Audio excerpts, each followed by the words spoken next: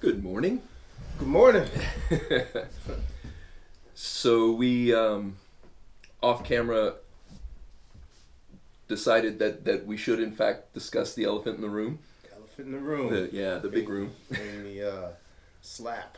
Yeah, Slap heard around the world. yeah, yeah. Yeah. Do you know the reference that comes from? No. I believe it was Sidney Poitier slapping a white man Oh. in a In the heat of the night in that movie. yeah, Yeah. and that was up there. There was like either defined or just understood that was never to happen in Right. and so that was the first slap. Oh, really? Yeah, which I think is Okay. interesting and bears Yeah. on this. So Yeah, absolutely. yeah, Yeah, everything about it, man. Like considering when it happened and where, why. There's just so many layers to this. So how people feel about it, I've been just checking social media, and some people are like, yeah, you should never do that, and there are people who are like, yeah, that was actually exactly exactly what you should do. what you Yeah, should do in that right. in that case. So yeah, I don't know either of them enough. Right. So I think that one of the things from my perspective, I don't know where you stand on this, but I suspect it's probably fairly similar. Um, I think that the ins and outs of who did what and why is not nearly as important to talk about as Yeah. as the way that the culture has adopted the event, Yeah. and the way that these different people are managing to reaffirm their already existing Mm-hmm. stances rather than examine those positions and say, well, maybe, what would I do in that situation? Right. One of the things I told my wife on the way over here was probably the most beneficial position to take, and I'm not sure I can do it, but is to sort of adopt an Eastern, sort of mystic Taoist sort of thing. Like at this moment, Mm-hmm. I'm Will Smith and I'm Jada Pinkett Smith and I'm Chris Rock too. Mm-hmm. And like, okay, I've done all of those. I've been in that position on all counts, Right. and everybody else who's honest with themselves would have to agree with that, like Yeah, to some form or absolutely. fashion. Absolutely.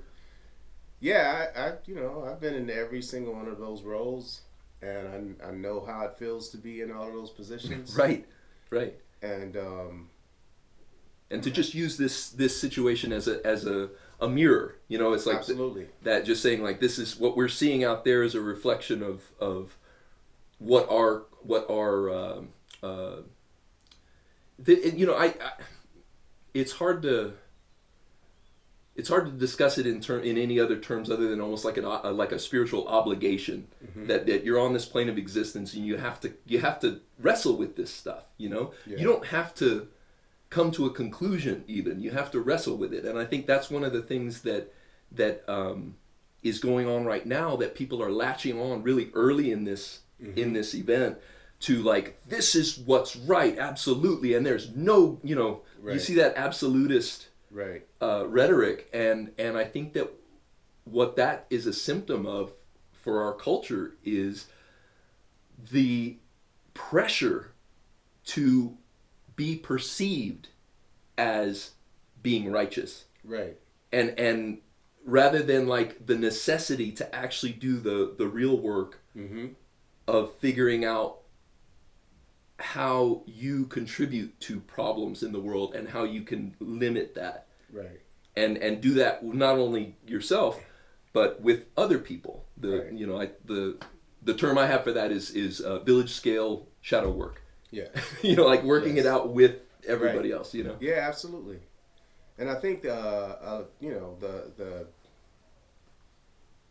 that incident in particular brings to mind the adage which I've never completely bought into, was that sticks and stones may break your bones, but words will never hurt you. Right, And I'm like, not words hurt, right, and people know that words hurt, and people use words to hurt. yeah. And that conversation would be very different if you were talking about a domestic violence Absolutely. Conversation, Absolutely. or Yeah. situation. Yeah. It's and rightly so, and context does matter. I mean, again, I have the biggest problem I have is with the absolutist. Like there is no place ever for violence.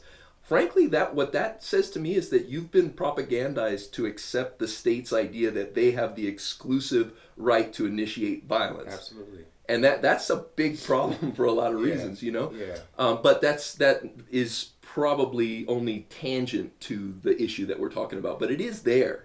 This idea that there's never a reason. Man, he didn't go beat the hell out of him. He Yeah. walked up, slapped him, and walked the hell away. And I'm not saying that was his best move. It was not. I'm not even saying that was a right move at all. Okay, but this idea that words are not capable of violence, that position is usually from somebody who's very good at using words violently. Correct. And they don't this is just imagine the proverbial 80-pound weakling, getting sand kicked in his face. Right. And but he's got a quick tongue. He's got a sharp tongue. And so he's good at that. Of course he's going to. This is conflict, not resolution, but like, no, it's probably more like war strategy 101 is draw your enemy into your area of strength and away from their own. So of course somebody like that is going to say that there's never any place for violence because he's incapable of physical violence, Absolutely. And again, I'm not saying that this was a place for that. I'm not even. That's not even what I find interesting in it. It wasn't like the righteousness of that act, but I do find it super interesting that people collectively in this culture are really ready to say people should be able to hypocritically. They're willing to hypocritically say that they should be able to say any damn fool thing they want and not have somebody slap the shit out of them. Yeah. Yeah.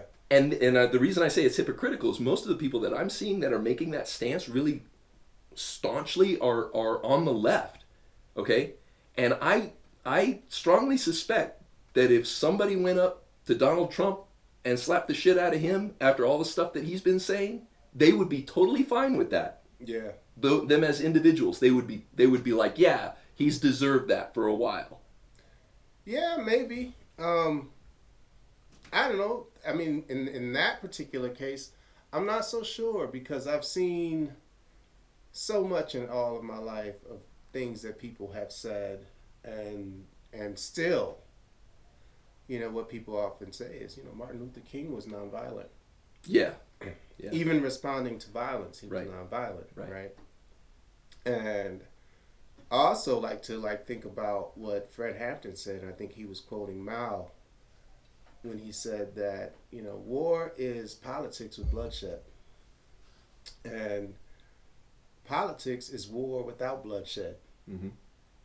But he was framing both of these conditions around the act of warfare. And so I here recently, I've heard a lot of comedians who are like, well, we hate cancel culture, Mm-hmm. And the reality is, hey man, nobody's ever stopping you from what you want to say. But you are not able to police people's reactions to what you want to say. Right. And I think that is just something that we learn as human beings. Like you say, we've all been in all of those Right. situations, and we've learned, in some cases, don't say that to that guy. Right. This guy, he can't really do anything to you. Right. Right. And if you say it to him, more than likely, people are going to pile on. This is just going to be a joke, and he can take it. He takes it every day. And there's all kinds of different violence. I mean, there's legal impositions of violence. There's there's baiting people into legal traps. Yes, absolutely. And I mean, and there's so many examples of the variety of violence that we do to each other, and that's what I think we need. Seeing how our definitions of violence, our definitions of righteousness, and our definitions of progress are problematic as a necessity. Like, rather than like, okay, there is a cookie cutter answer to this and I have it. Right. Okay, that's for some reason my brain cannot like consistently wrap itself around that position. Like, I always find myself going, yeah, but under these other circumstances there, but for the grace of God go I. Right. And I think in most cases that on a long enough timeline, that thought process yields more beneficial outcomes than the position of saying we need to be decisive in our righteous indignation about this horrible act and we need to condemn them utterly. Correct. I think that's kind of the direction culture is going in. Yeah. And I think that's problematic. Yeah, I don't disagree, because it's all relative, right? Mm-hmm. And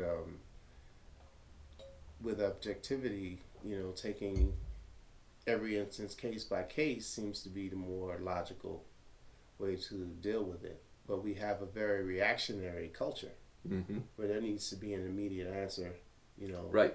no matter what. Like, Right. hey, this just happened. Okay, here's the right thing to Right. do. Right. Yeah. And social media does nothing but accelerate that. Right. Because everybody needs to be the first one out with a reaction. Yeah. And it's interesting because I think that we're all, to greater lesser degrees, subject to that understanding that that's the water we swim in. I mean, even in the conversation that we had leading up to this, and should we talk about this? Like, is it jumping on that bandwagon? I think if we consciously were like, oh, we got to get this, we got to get our Right. side on, that would be that. Right. And that would be uncool, Right. But I think that these sorts of moments do come up and they bear on how you move through the world in so many other aspects of your life. Yeah. And so at those moments, it is worth unpacking Right.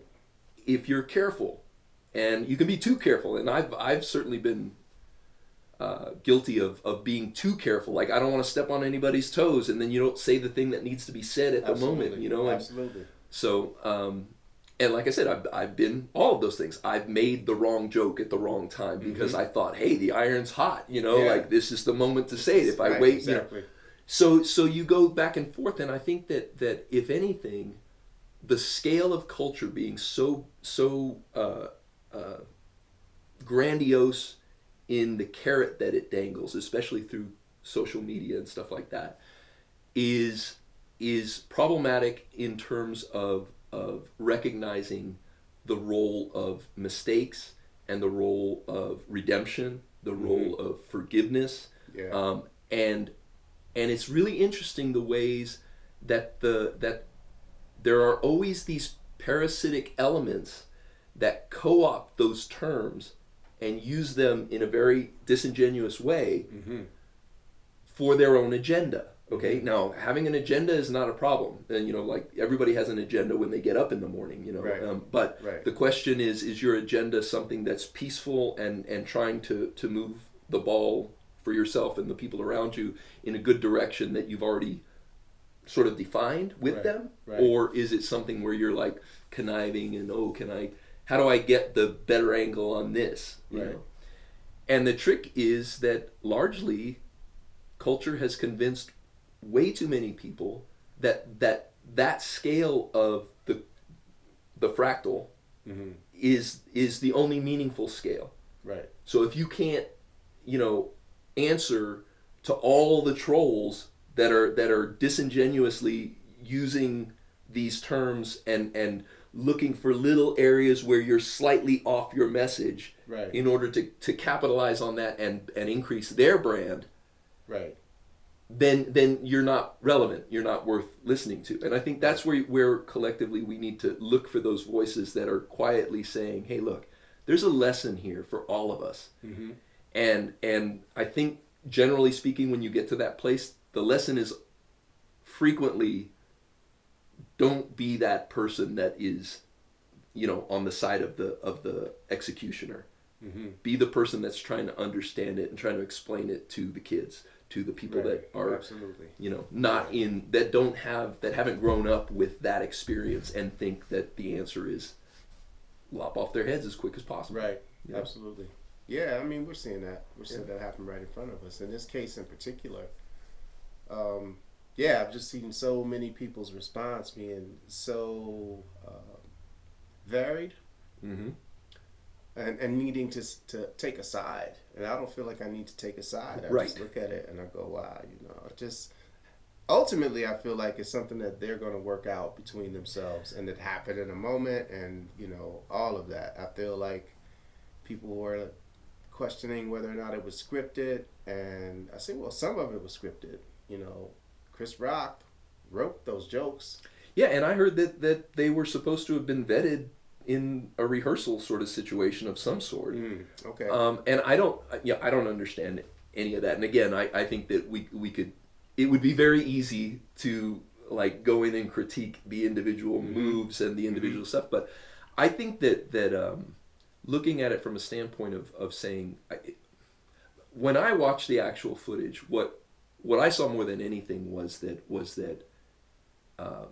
Will Smith felt the pressure to make a profound choice right now in the heat of the moment, and where that pressure was coming from. I mean, I strongly suspect that their relationship is very, has a lot of oblique pressures that are Right. difficult to pin down. Right. And I don't think it's not anybody's, that's nobody's right to judge them on those things, Like, I see a lot of people reducing it to like, well, this person's trash or that person's trash or whatever. It's like, man, none of these people are trash. I don't like Chris Rock, frankly. I think that he's abrasive, and I think that he makes off-color jokes way too often, and whatever, but he's not my speed.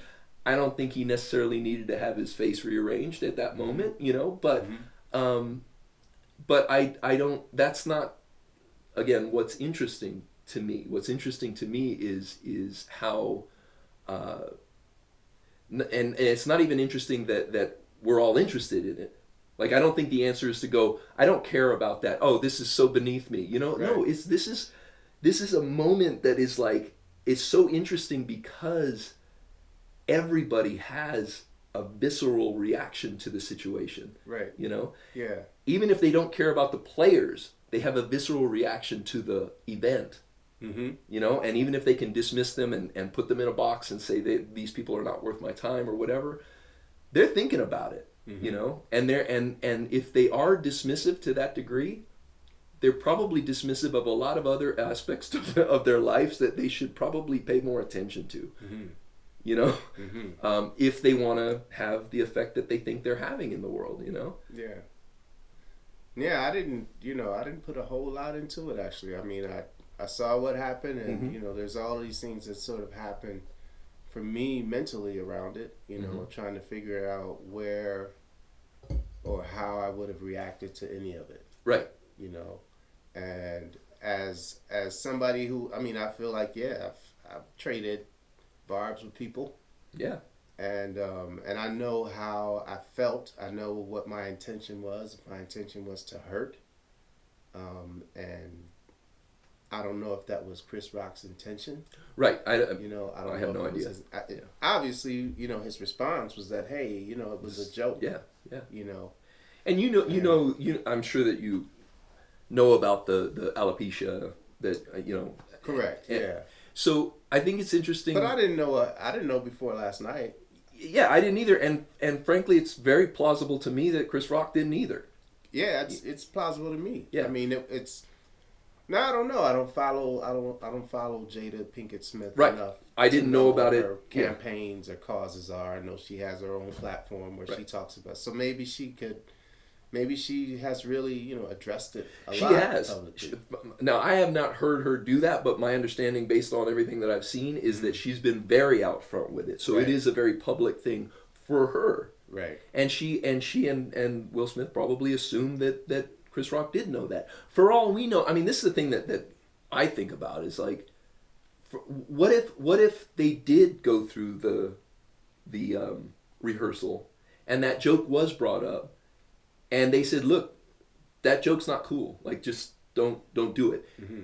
And he did it on his own. Yeah. Okay, that would be like a different order of things. You know, that would change the equation quite a lot. And I think looking at it from that standpoint, again, I'm not reading into this about like celebrity issues and you know, Mm-hmm. entertainment stuff. What I'm looking at it as is this is like this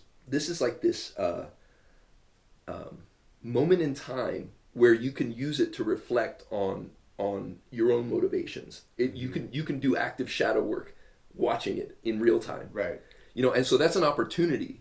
And I think it's a good opportunity to talk about it. Not to say that people should be worried about it or even should be thinking about it the way I'm thinking about it. Mm-hmm. But that's where I'm coming from with it. Mm-hmm. Is I think that it's an opportunity, and I think collectively, if people take more opportunities when they see those things, not to go, okay, this is an opportunity for me to virtue signal, as the right would have it, or to you know, like double down on my righteous indignation and increase my brand with certain demographics or something like that, but actually look at it and go, okay, this is my thought process. And this is one of the things that I think we can do here, and something I want to do, you know, in any kind of digital format, is just say, look, what we're really talking about is worldview cultivation. More than, at the end of the day, we're talking about, are you perpetuating archetypes and mythology and talking points that are actually beneficial, or are you opportunistically looking for things that benefit you in the short run at somebody else's expense? Mm-hmm. And that, I think, is, I've even seen it in the art world. That was the focal point for me when I was in art school, was like, are you doing something that matters, or are you just decorating? Right. You know, and I see people doing, like, now more and more, and I blame, honestly, I blame the internet for this. And as you know, I'm a big fan of the internet in a lot of ways, and I think we'll get through it. I see the internet as being sort of society's adolescence, and so we need to be compassionate and forgiving about those foibles. But I think that right now the fallout has been, people are seeing instant millionaires, and NFTs are I think the biggest hallmark of this. Like, people are like, I can come up with a doodle and I can make millions of dollars, you know. Right. And so that carrot that the internet is dangling is so alluring that it has steamrolled any serious obligation for artists that has been and this obligation has been established for generations. You know, that artists that are serious artists are supposed to be critical of the status quo and trying to balance out society's ills on some level, or you're just decorating. Right. You know. And now I think that a lot of people are like, well, that's the tired old people version of what art should be. And I can make a crap load of money if I can just come up with some really cutesy doodle that I can duplicate 100,000 times with a machine and call it clever. You know? And what it really does is it doesn't further any real conversation. It's just padding their nest.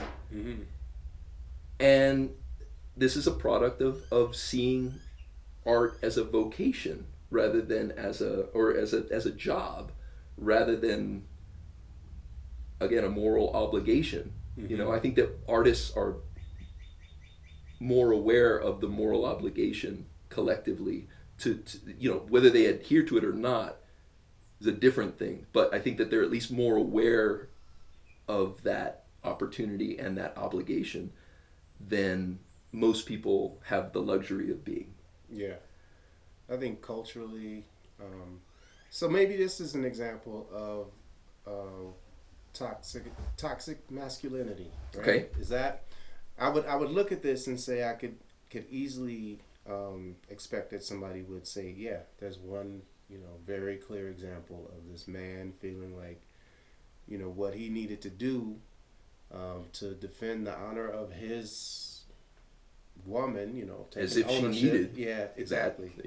Yeah, Is go up and then, you know, physically physically assault someone, you know, and you know, as we keep saying, this has been our experience in our life, and in some ways we've been taught that that is the honorable thing to do. You know, at all costs, you defend your mother, your wife, you know, your daughters, your sister, in that way, if they are insulted verbally. You know, yeah, the expectation from a verbal assault from a man to a woman is that. But we allow for rape. We allow for so many things that we don't address in that way necessarily. right. You know, so in some way, you know, you ask yourself, is that really about them or is that about you? It's always about both, Yeah. and that's and that's where it needs to be. I mean, I think that I remember showing some video to somebody, and it was you know, it was like an art film, and it was out there, and the person I showed it to was like, and I was super impressed with it. I thought it was really doing interesting stuff, and you know, all that stuff. And the person I showed it to was like, well, yeah, if you just want to be weirded out, you know. And I'm like, that's so interesting. The idea that you know, and people have made cliches about it, like good art is supposed to what is it, comfort the, what's the saying, what's the phrase, I'll find it, but it's supposed to comfort people who are not comfortable, and make uncomfortable people who are too comfortable, basically. You know, Right. there's cliches about this, and I just think that at the end of the day, nothing is really going to change in any case if things are not comfortable. I mean, if things are comfortable, you know, if they're not uncomfortable, they're not going to change, you know. And I'm not saying instigate discomfort in people, but I think that if you're looking at art and expecting it to be great art, and it doesn't on any level make you uncomfortable, I think that you're missing the point. You know, it's not supposed to be just like, oh, it matches your sofa, you know. Right. Yeah, so I mean, I think that in this particular case, okay, so that was art. That was Chris Rock performing, you know, and his art clearly made someone uncomfortable. Right. That is one interpretation. And perhaps not just the person that was singled out. You know, maybe a lot of people in society felt uncomfortable with that. You know, in the way that he was, I certainly did. The way that he was dressing. Yeah. Hearing it, had I been sitting there, I probably wouldn't have been that uncomfortable with it, other than just like, ooh, awkward, man. Like, Yeah. single somebody out like that. Right. And I challenge artists.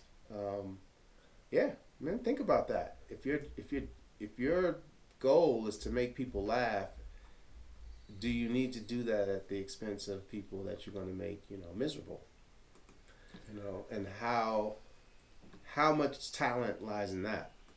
Because generally, people don't make fun of people that they don't feel are, in some ways, defenseless. Yeah, I mean, this is the thing about punching up or punching down. Right. And I think that where I have a problem with that is and understand, like, there's punching and then there's punching. Right. You know, like, I think that nuance has gotten really just discarded. That the necessity for nuance, and particularly in our culture, I mean, my wife actually has a very deep, profound issue with the two-party political system for that reason. She believes that it, and I have started to actually see more and more truth to this, because she's from Germany. Right. So she has, you know, they have multiple parties, and the different parties have to work together to some degree to get anything done. Okay, so that's one thing, and you know, that's okay as far as it goes. But the other subterranean thing is that in a two-party system like we have here, and I'm not sure that this correlation is causation, but I suspect that there is a lot of causation to this. At that scale, to have this artificial binary put in, and inflicted on all of us, it starts to funnel a lot of thought processes into us or them. Right. You know what I'm saying? Yeah. And so it becomes this black and white thing where nuance is perceived as inefficient. Recognizing nuance is perceived as inefficient and not worth engaging in. Correct. And again, I think that if that's taken too far, which I think it has been in our culture of late, I would say that certainly in the last 20 years, it's gotten worse and worse. You're expected to have a black and white view of these black and white issues. Correct. Yeah. So I think more so now than ever. And then who ends up really like crafting a narrative for either of those parties? Right. And it tends to be, the most sensational. Right. So, we get stuck in these groups where this group checks about 80% of my boxes, but there's maybe that 20% is very significant that they don't check. And this other group only checks maybe 15% of my boxes, and those are not that significant, but the ones that they do check are the most significant. Yeah, right. So we don't, I agree, we don't really have that opportunity to go outside of these two different paradigms that have historically been different things at different times. But where they are, currently, is where we tend to have a voice. Well, it's a democracy. Absolutely, and I'm not arguing with the insidious logic of say, like, I mean, straight up, I at this point cannot vote for a Republican, at least at the highest level, okay? And it's just because it is that extreme. It has become that extreme. And frankly, we talked about it before, that the center, the perceived center, has moved so far to the right, that there is very little balancing it out. And yeah, I see that as a existential threat to our democracy, and I think that and that's why I say I think that people who say, hey, no words ever justify physical interventions, I think have been really frustrated by people like Trump's ability to say horrible things. Right. And it's not just Trump. I mean, to say horrible things about large swaths of the population, and nothing happens to them. Okay. Correct. Again, I'm not saying that going up and slapping Trump is a good move, because you'll probably end up dead, if you did that. But the fact of the matter is that I think that one of the reasons that there is such a oh my God response from a lot of people on the left is that they've had to justify their own inaction on some level, or their own well, I wanted to do that, but I can't consciously come out and do that because there's this weird cognitive dissonance that comes into play and stops me from engaging with that, because there's no room for that nuance and saying, yeah, I could see wanting to slap the crap out of that person, not to say that you should do it. And I think that Will Smith, everything that I saw, man, that dude, I'm sure he's already in massive therapy, but yeah, he needs anger management, something, possibly. Possibly. I mean, I just don't have that strong of an opinion about all of it. Well, that's the thing, is I often think about how people have responded to people who use words to incite and manipulate, right? And it often is, when they go high or when they go low, we go high, and the high is rise above it. And when I look at what has happened historically in this country, the expectation is that the people who are suffering are the ones who need to rise above it. Always. That is And- always the status quo and the- expectation. Yeah, and Yeah. the ability to make that judgment, I think, comes from a place of privilege where you don't have to endure that. Absolutely. So it's really, it's really interesting that you take the position that they need to continue to respond in the way that, for the most part, hasn't changed their conditions. Right. Right. And you're not willing to do anything other than, vote Right. Or sign a petition. or sign a petition or say you disagree with something. Right. Make While a post someone on is being social. attacked by dogs Right. or, Right. or hung from trees. Yeah. How many years have progressive people, tolerated that violence with nonviolence? Right. Right. Yeah, and even the definitions of what constitutes, a lot of people are saying, oh, well, he had other ways of dealing with that. He should have waited until, after the whatever, so he should have sat there stewing in it, right? I personally and I don't know, this may be a dumb thing to say, but I would have liked to have seen Jada go up there, spit at the guy's feet, and walk off. Not spit in his face, not slap him, not but spit at his feet and say, you know what, not cool, man, and go back. Because it does, all of these things play into toxic stereotypes, and Right. I don't know that that's a great move, but how in that moment to expect somebody to be thinking that far ahead, and how is this affecting things, and people are looking at the fact that Will Smith's initial response was to laugh. Right. What do you expect him to, Right. don't expect him to do anything. He just got sideswiped, Right. and he's also a comedian, and he's Right. also an actor, so his first response is to deflect. Right. I'm not saying that wasn't a genuine thing. I'm not saying that her response didn't change his response. I don't know. It doesn't even matter. But all of these things do play into the social narrative that we're all subject to, and I think they're worth unpacking and looking at in terms of how would we respond. That's Right. valuable. Yeah, I mean, just think about how few trigger words there are that actually generate a crowd response. Right. Right. That Lots says, of buzzwords. no, that's not, we don't talk about that. Right. Right. Right?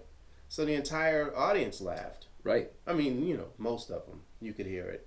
Yeah, it didn't say, the joke fell flat from what I gathered. It wasn't, it wasn't like everybody was But the thinking laugh wasn't necessarily that's funny. Right. But often the response to things that are offensive is that Yeah, it's a deflection. It's a that's the reaction that people get. I see that all the time with so many people where somebody says something that's offensive or insulting, and the response even from the victim is a chuckle. Yeah. As much as it hurts. Right. You And know? those moments where people witness that and interpret it to support their already existing suspicions, their already existing narratives, and they make decisions that actually do have long-lasting consequences about the trustworthiness of this person and the accuracy of certain stereotypes for other things. And it's so the one just so you know, the Banksy quote, I don't know if he's the first one to say it, but it was, art should comfort the disturbed and disturb the comfortable. Mm-hmm. Which is, it's a nice soundbite. And that's the other thing, sound bites. Most of this stuff has to do with the necessity to come up with a catchy soundbite, Right. rather than to get into the weeds, because nobody has time for it. Mm-hmm. In this culture, it's just like, time is money, dude. Like we need to either cancel this dude or embrace him and move along with our life, because we got to make some money. Yeah. Or we're in danger of losing money, one or the other. Mm-hmm. And I just think that prioritization of dumb effect, and by dumb I mean like this sort of raw aggregate effect, like, okay, that's the net effect, without getting into how you got there and all of that. I mean, I'm amazed at the same people who are saying there's a reasonable way to deal with that situation, and there's what he did. Okay, that sounds a whole lot like, well, if the illegals would just do the process correctly, if they do, That sounds like that to me. Okay, that sounds like Copernic should have done the protest differently. Okay, and I think Copernic did it exactly right, and I think that the illegal the immigration the immigrants are coming over are legal in a legal manner wherever they are. If they're asking for Refuge. yeah, they are following the law. Okay, so this whole buzzword thing of saying they should do it correctly. There's a correct way, and like you said, the people that are expected to do that, really, you expect people on the run from violence in another country to be legal experts on how to do they're and also to endure that until the process, process that has been, I guess, recognized as the legal or the right way to do it, right, completes itself. Right. I mean, you got somebody at your back, right, with an automatic weapon, yeah, chasing you and your family, and you're saying, I know where I can escape this, but I need to do it the right way. Yeah. And the right way might actually just cost all of us our lives. Exactly. Because the people on the other side of that fence, wall, or whatever aren't necessarily thinking about my well-being every day. Yeah. And I want to say again, until they see me and then when they see me, they still aren't thinking about my well-being. They're thinking about their well-being, right, and how my, presence somehow infringes on or may encroach, their privilege and access. Right. Yeah, and I also want to acknowledge that while I said, Chris Rock's comedy in those contexts is not my speed. It's not. I find myself increasingly uncomfortable with the whole punked culture. It's just like, get into a discussion with somebody and they're just looking for soundbite one-liners to shut up and to have people go, right. Yeah, okay, well that's not gonna help anybody. But I understand that Chris Rock was put there for a reason, and his reason was to make jokes, and it was a joke, and but again, I think that this idea that if Will Smith got up there and beat the crap out of him, that'd be different, and I'm not convinced that it's enough different that all he did was slap him, but all he did was slap him. And I even have heard that they already worked it out, that they've already, and so whose business is it at that point if they already resolved it? I hear people, particularly on the left, acting like, well, the people that were running that show should have called the authorities and had him arrested like on the spot, and it's setting this precedent, and I'm like, oh my God, man. Yeah. Yeah, I mean, so how do we address it? You know what I mean? That was, a potentially transformative event in television and media. Yeah. People will be talking about this for a long time. Yeah. It was historic in that he also won an Oscar, right? He won an Oscar the same night he slapped a man on stage. Yeah. And so people are going to say, he shouldn't have been rewarded. Yeah, exactly. And they are. They already are. An Oscar. Yeah. And I think it's good that there is an opportunity for some assessment and discussion around this issue. How even within, black culture or whatever, there's a lot of people who are like, yeah, we know, like, yeah, you can go but so far. Once again, there's consequences and repercussions. I can't stop you from saying what you want to say. I can't guarantee that I'm going to react in the way that you had hoped. And probably you won't say that again. You're talking about in the voice that you're speaking from is from Will Smith's perspective. Exactly. And I don't know. I mean, I don't think that's particular to race or ethnicity. I think it's just culturally. Yeah, you have the right to say whatever the hell you want. But that doesn't guarantee that whoever you're saying it to or about won't respond in a way that makes you uncomfortable. Right. Yeah, and so this is super interesting to me too, because as I've mentioned before, I've worked in blue collar situations and I've worked in ivory tower situations, and like gone back and forth. It's not been like a linear progression in any direction, and I consider that a huge privilege that I've been able to navigate with the. Let me rephrase that. The privilege is not that I was able to be in those. It's that I was able to see the innate intelligence of people in very different situations that manifest in very different ways. Okay, the capacity for people to solve problems and come to meaningful, accurate solutions using very different toolkits. Okay, and in some of the blue collar spaces that I shared, I mean, if I were to say something like that, I would fully expect somebody to beat the crap out of me. Yeah. And I'm not saying that's right. I'm not saying that that's not toxic masculinity or any of these other things, okay? But this idea that okay, we're developing a culture that privileges a sharp tongue form of violence over a bald fist form of violence, and equating that to a degree of progress. Like we're becoming more civilized because we don't go around punching each other in the face anymore. Right. Well, that's a disingenuous position if you don't say at the same time, yeah, but these are people and the words that you use matter. And I'm not saying that if you say the wrong thing you should get slapped in the face. What I'm saying is everybody should be looking for ways to reduce the number of occasions that they need a sharp tongue and that they need or think they need a sharp tongue or a bald fist.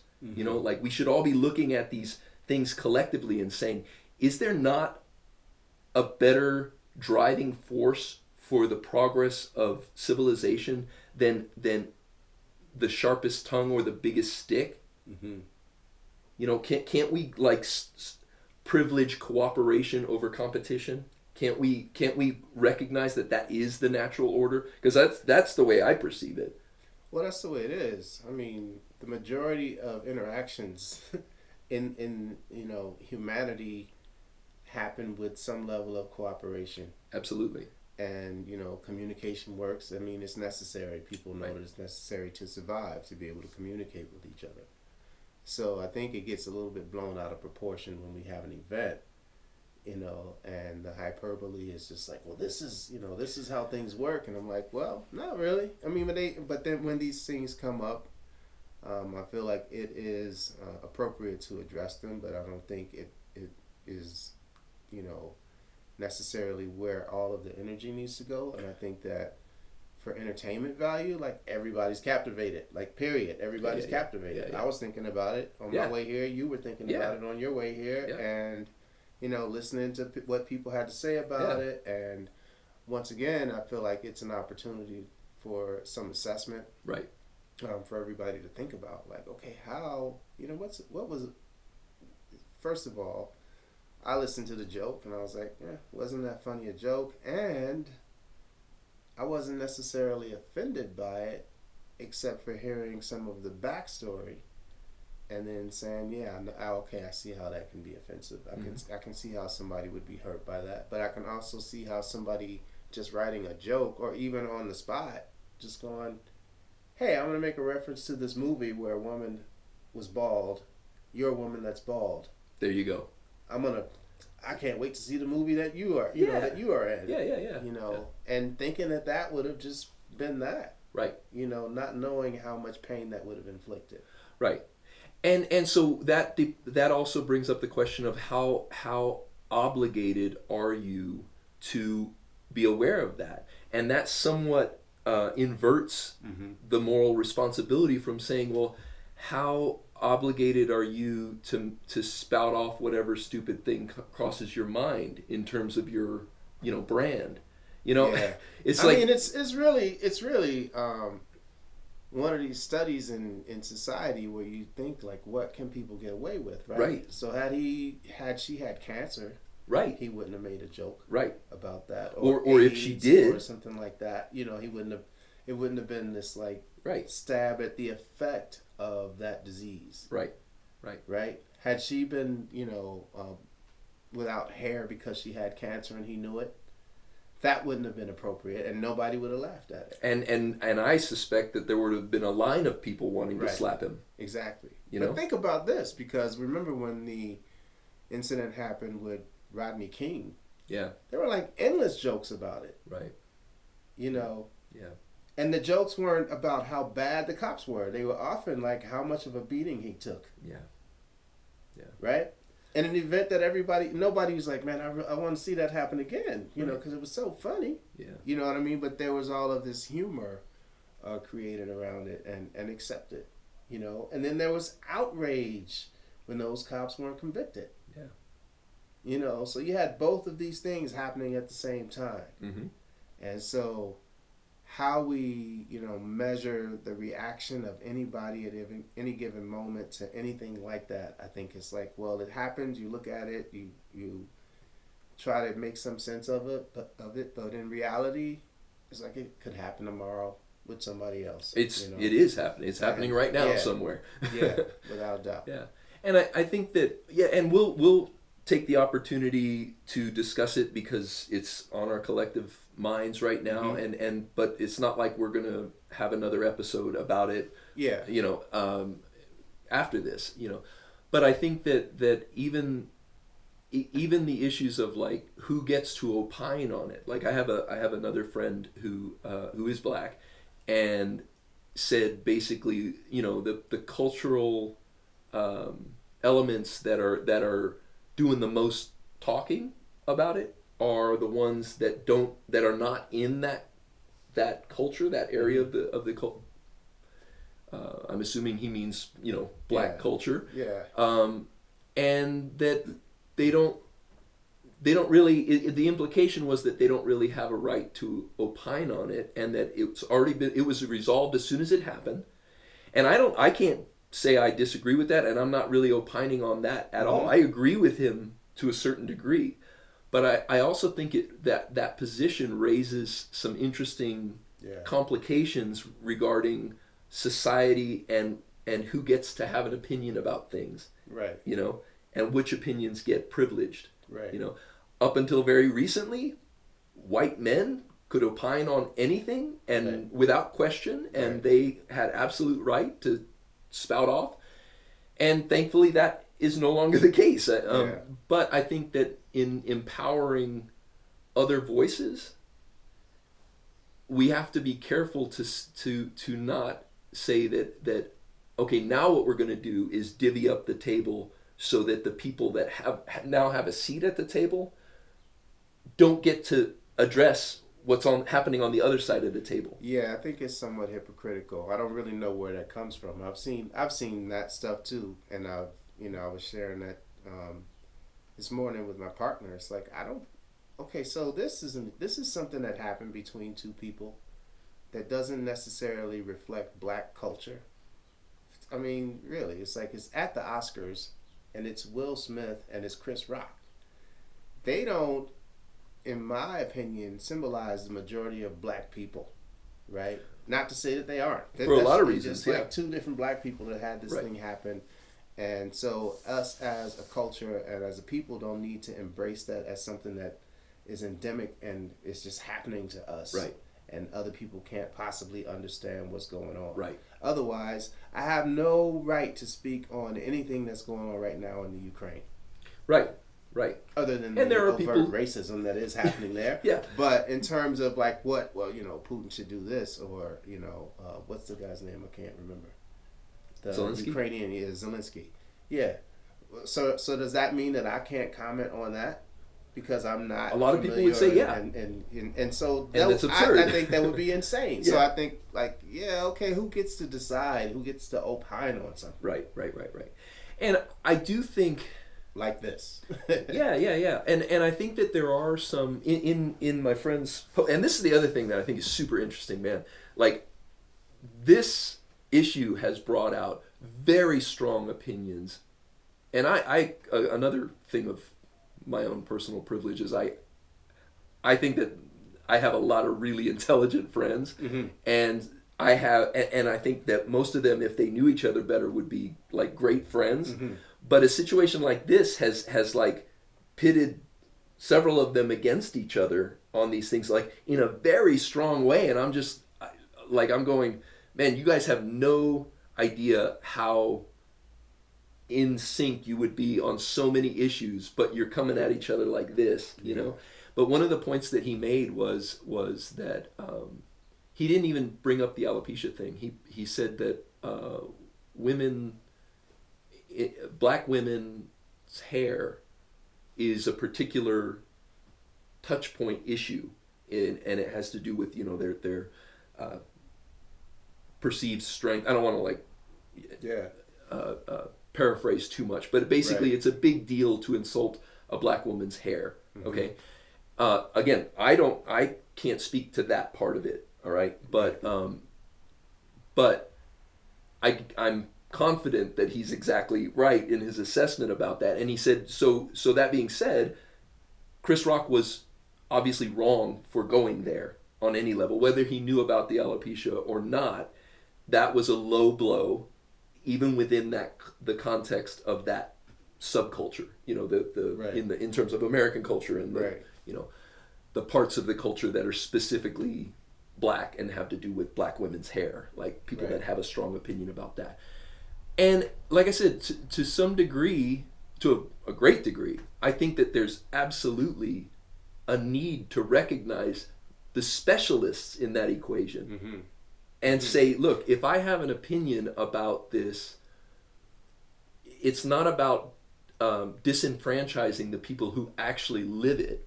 You know, there should be room for somebody witnessing aspects, because we all have different perspectives on these things. And if we can establish that there is a will that can be good most of the time, and will make mistakes frequently, Mm-hmm. you know, because the essence of privilege is that it's unknown to the person who holds it. Right. You know, that's a big, largely it needs to be brought to their attention, at which point it becomes an obligation to use that Right. privilege for some good. Right. You know, it's a resource at that point. Right before that, it's just a pathology that they don't realize they're judging other people by standards that they are not applying to themselves. Yeah. So, all of that being said, I think that there is room to have a respectful opinion about things that affect the larger society, which this does. This does, you know, because the parallels are, all right, if this is the way we solve our problems at this level, how is that different than at your kid's drop-off, you know, when somebody cuts you off? Right. You know, because I've seen people jump out of their trucks in a school zone, Right. like they're going to beat each other up Right. in front of their kids over nothing. Over an infraction that cost somebody maybe 3 seconds Yeah, of their life. like not even with a fender bender. Yeah. Like I saw this guy Yeah. jump out in front, like go after this kid, and the kid that was in the other car was like a teenager, and yeah, okay, piss you off, great, whatever. Right. You don't get out of a car, you know. Well, there you go. Yeah. So my experience, and I see that kind of stuff all the time, Mm-hmm. and my feeling about that is that has nothing to do with what just happened. Right. You got all this built up stuff in Right. you from somewhere along the line, and you found an opportunity to address it. right? Exactly. And so, going back to, you know, white people addressing, you know, issues like this, especially something like black women's hair, Right. I feel like it's a stretch in this case. Okay. Because that's not, first of all, Chris Rock made a whole movie addressing that. So he's aware of that. Yeah, And yeah. and if he wanted to address it in that way, it would have been very apparent that that's Right. how he was addressing, and Right, that's what right, he was right. dealing with. And I think that we run the risk of creating so many different sort of like opportunities to police people's input on our culture that I feel like we somewhat diminish the things that are really important. Absolutely. It's like if you can continue to bring up things that people can't talk about, then they're just not going to think about any of the things. Yeah, and the list keeps They'll getting just, longer. and they'll just all be bunched. And like you say, you see that on the right. Yeah. right? It's easy for them to take an issue that they consider ridiculous, and with that pen, write that every issue that fits into that and into that group or under that group's, principles are as ridiculous as that. Or as absurd as that one absurdity. Yeah. And so that's why I would caution people. I personally didn't see this as anything about like black women's hair and sensitivity around that. Right. And to go there immediately, I feel like people need to really sort of be careful, because there are things that we do need to have addressed, that need to remain priorities, and that we do need to have that energy around. Right. But to start throwing that out around this issue, I just say I wouldn't do it. Yeah, and I understand. I think that if you, it's very possible that I'm doing a disservice to what he wrote, because I didn't feel like he was fanning the flames. I felt like he was diffusing it, Right. But the way that he was diffusing it, I thought was really interesting, Mm-hmm. and I think it brings up a lot of these issues. And for instance, while I'm talking about this episode at the school zone thing, I realize, I'm having that reaction that I was very cautiously trying not to have about this thing, in interpreting the motivations of the people and drawing judgments on the thing, because I was frankly thinking that the guy that jumped out of his truck was being an idiot, Right. and a conspicuous idiot, and an idiot that was setting precedents for bad behavior for the kids that were watching him. Okay, so, and those are all the same issues that people are talking about here, that I'm saying, hey, maybe that's not the issue, Right. But I thought it was super interesting when you said that these episodes were not about the episodes; they were about what preceded the episodes. Correct. And this is absolutely one of those situations. That was why I think that the most valuable perspective is to put yourself and recognize, like, the things that you're being confronted with, the things that that you recognize you're having a strong reaction to in this equation, is what you should be paying attention to. And it's different for you than it is for me. Right. And I think to say that if you're interested in that aspect of it, you're missing the point. Right. Well, I might say that, but I'm wrong to say that, and that's something I should examine, Right. So I just think that this whole fractal of society is super interesting, Yeah, absolutely. And in this case in particular, Will Smith and his family have, they're in the spotlight, and people say, hey, that goes along with, being famous and rich, as everybody gets to be in your business, right? But his private business is out there. Yeah. And there's been countless people addressing it through jokes, commentary. Yeah. That's what I'm feeling like that's what he's sitting on at that point. Yeah. And people always talk about the straw that broke the camel's back. And I'm like, no, it's all those straws beneath it. It's all the straws under that straw. Right. Always. Is what broke that camel's back. Yeah. Yeah. And so in that moment, I think it was unfortunate. But I think, Chris Rock said the wrong thing at a time when we don't know what they're dealing with. We don't know how much he's had to endure, and just kind of be patient and sit there. Yeah. What he said afterwards was, keep my wife's name out of your mouth. Leave it, And so I think he was not just saying that to Chris Rock.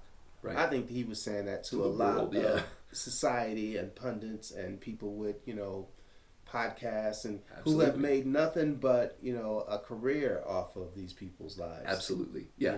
And that is distasteful, and that is like something to that should be avoided. Again, I think that these sorts of situations are super interesting also because I have seen, like I said, these parasitic elements glom onto a technicality.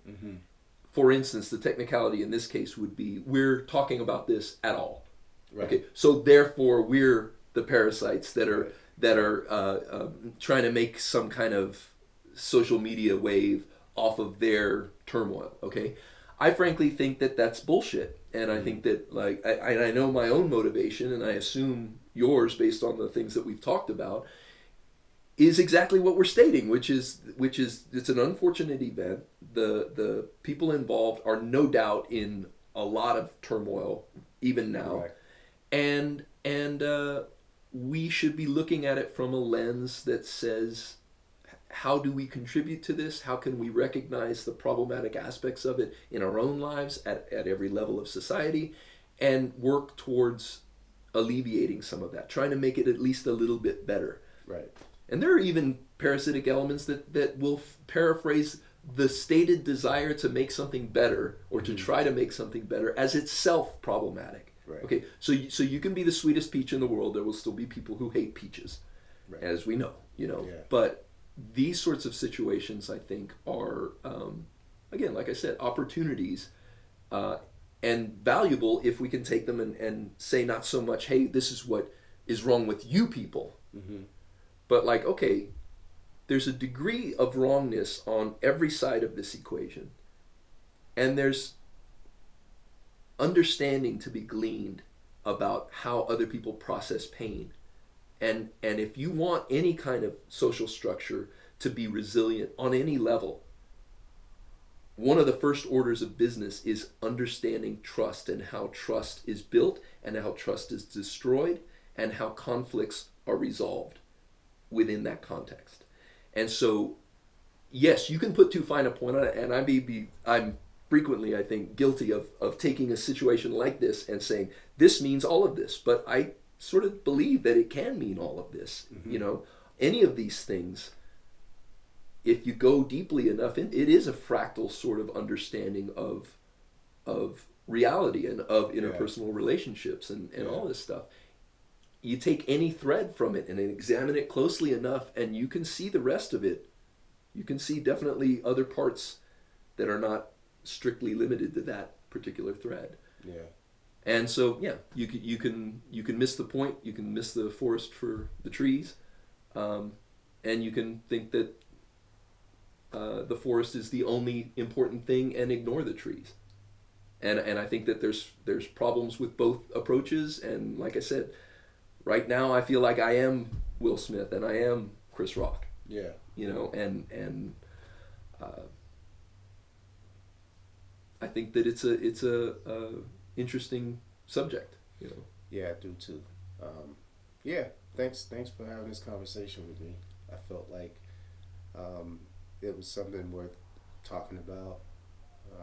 I don't know that we've constricted ourselves enough on a format to have any parameters around what we can and cannot talk about, and I imagine it will stay that way. But we'll see what happens tomorrow. Right. Right. Like I think there's so much to be gleaned from this event, and I think that plenty of people will be talking about this for a long time. We'll probably not be talking about it again. Right. But I think that it's good to also sort of deconstruct a lot of what we've tried to deconstruct in this conversation around it as well. And I think that this conversation, while I suspect that you're right that we won't deal with it directly, I think a lot of the issues that we've talked around are worth unpacking further, and I fully expect that we will be doing that for a lot of different reasons going forward. Me too. All right, cool. And we have to come up with a damn outro, dude. Maybe. maybe. Let's just leave it hanging. I like when people don't. Oh shit! It just ended. Yeah. We'll just have the ending music. Boom.